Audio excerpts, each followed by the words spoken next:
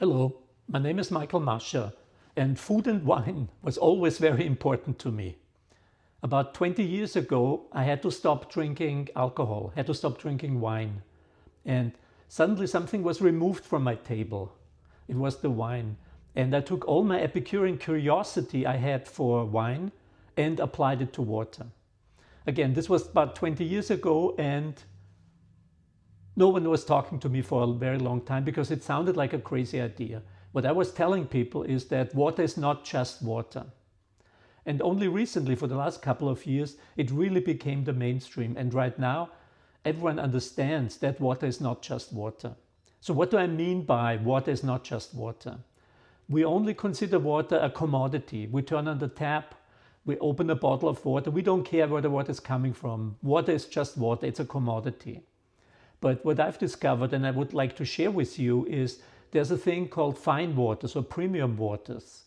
And what that is that these waters are a natural product with terroir that holds experiences and gives wellness. So what do I mean by that? Terroir. Water is on a journey. It starts as rain, falls to the ground, seeps into the ground, and then it does a journey. This could be a short or a long journey, but at some point the water emerges at the source and it has absorbed a lot of minerals. And those minerals give the water terroir.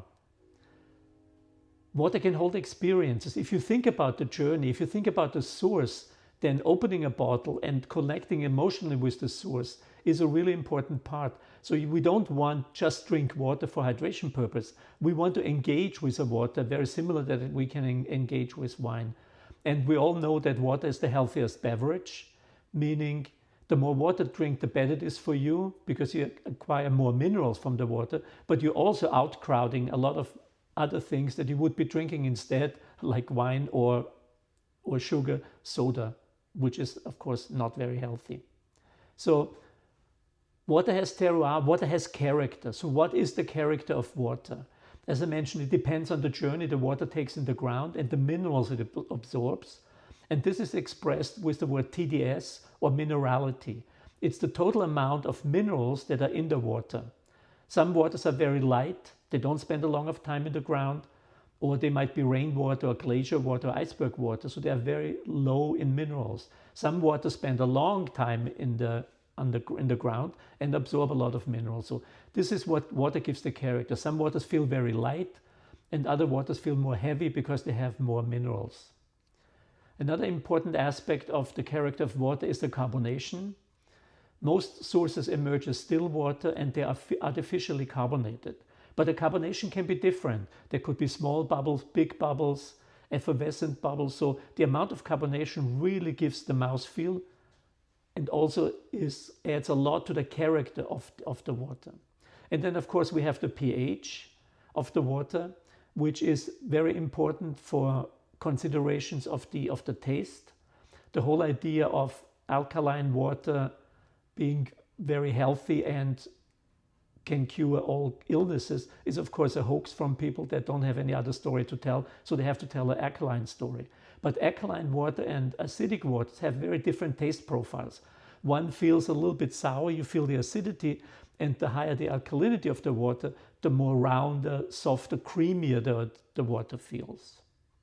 Now that we have a character of the water, we also have an etiquette for water. And this allows us to have a ritual associated with water. And one of the most important things for the etiquette of water is that we really want to drink water from a natural source. Many waters you can buy here in the US where I live are processed tap water that comes from a factory. We want to drink water that comes from a natural source. Important is also when we drink water, we want to drink it from a nice glass. We want to celebrate water.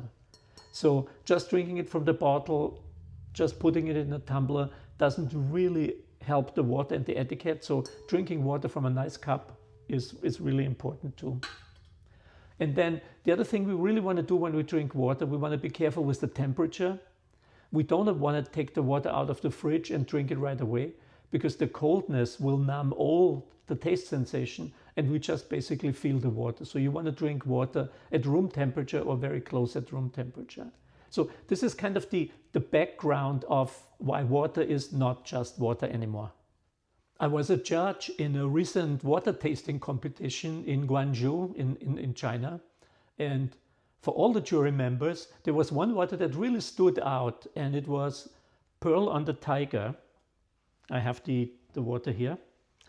And we want to taste the water now, and I want to give you a little bit feedback on the tasting. In the water tasting competition, which was an international competition, the sparkling version of Pearl on the Taiga actually won an award. So let's start by tasting some of the water. I know it already, but I want to give you my feedback on the water. And again, very important is that we taste the water at the right temperature. So this one is room temperature. And as I mentioned, we also want to have a nice glass, nice stemware for the water to really celebrate what we're doing here. So this is the still version of Pearl under Taiga.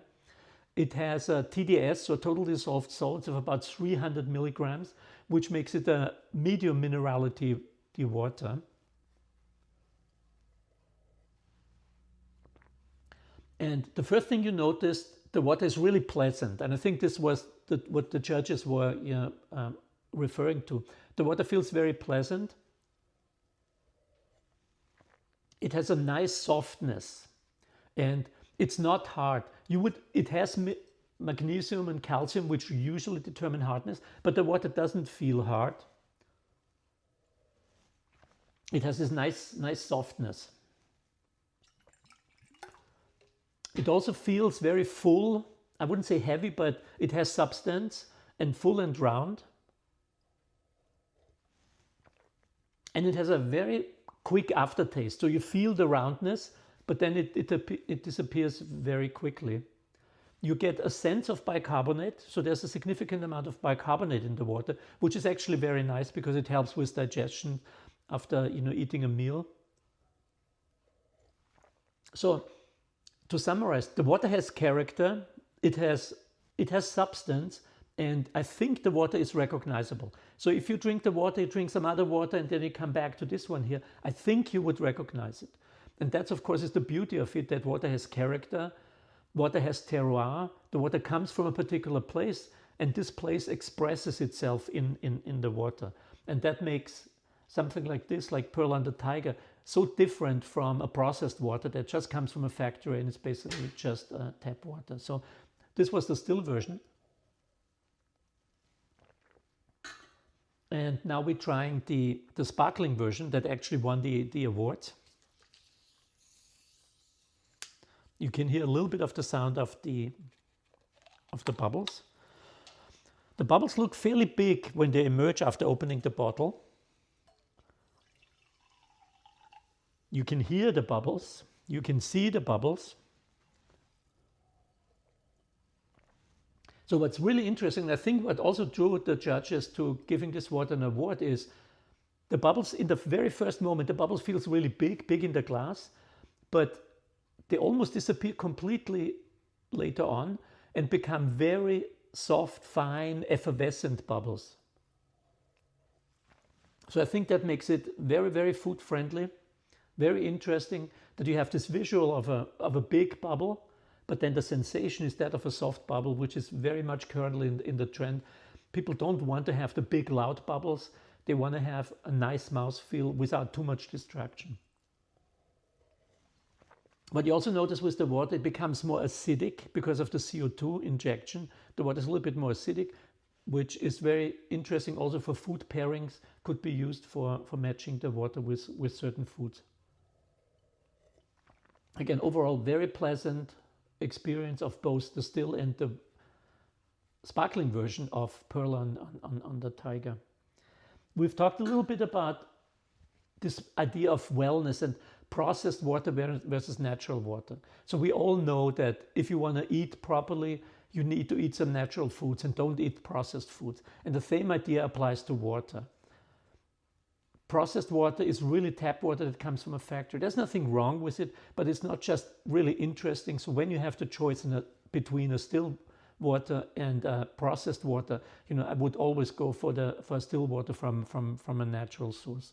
And I think what's also interesting for Mongolia is, and this is exciting for me, I never had water from Mongolia before, is that in Mongolia you now have a premium water, a fine water that can be the local choice. So you don't have to import water from Italy or from other places around the world. You have a perfectly good water that is very interesting, has character, and comes from a natural source right there in Mongolia, with the two versions of the Pearl and the Taiga, the still version and the sparkling version. The key trends shaping the industry. I think the two key trends that kind of shape the water industry and will last into the future is natural source. It's so important that waters have a natural source, have a character of water. The water comes from a real place.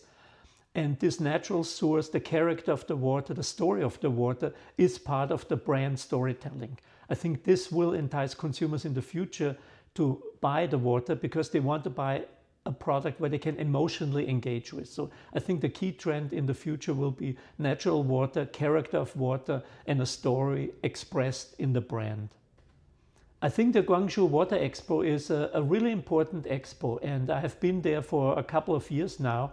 And the trend I'm seeing is that at the beginning, there was one or two natural waters. The rest of the waters were processed waters, processed tap water in a plastic bottle usually, and sometimes in a very bad plastic bottle.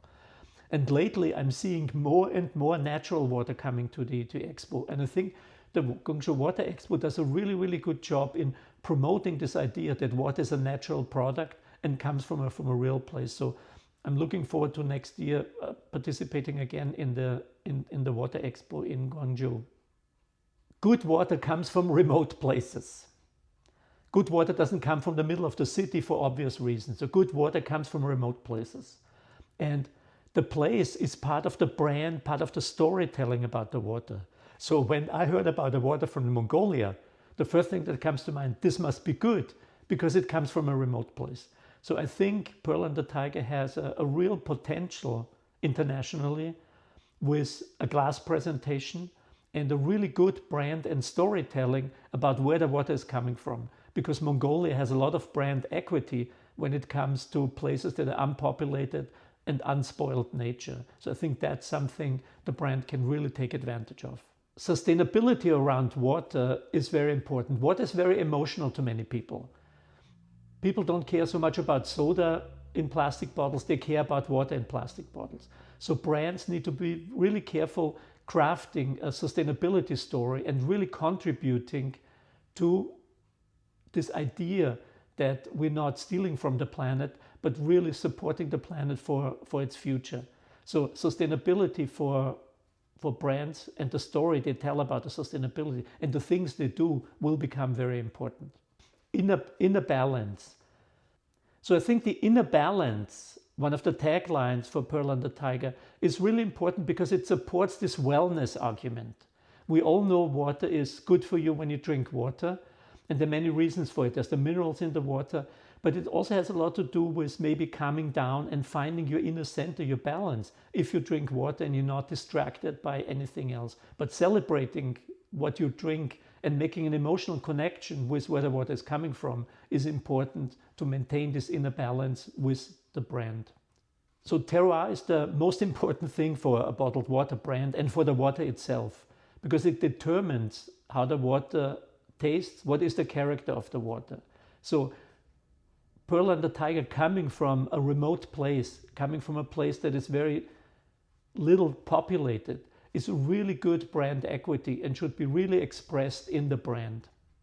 So what stands out to me with Pearl and the Taiga is a fairly good bicarbonate level, which really supports digestions, and a balanced calcium and magnesium level that would make the water feel hard technically, but the water feels instead still very soft and round and pleasant. So that's the outstanding characters for me with Pearl and the Taiga.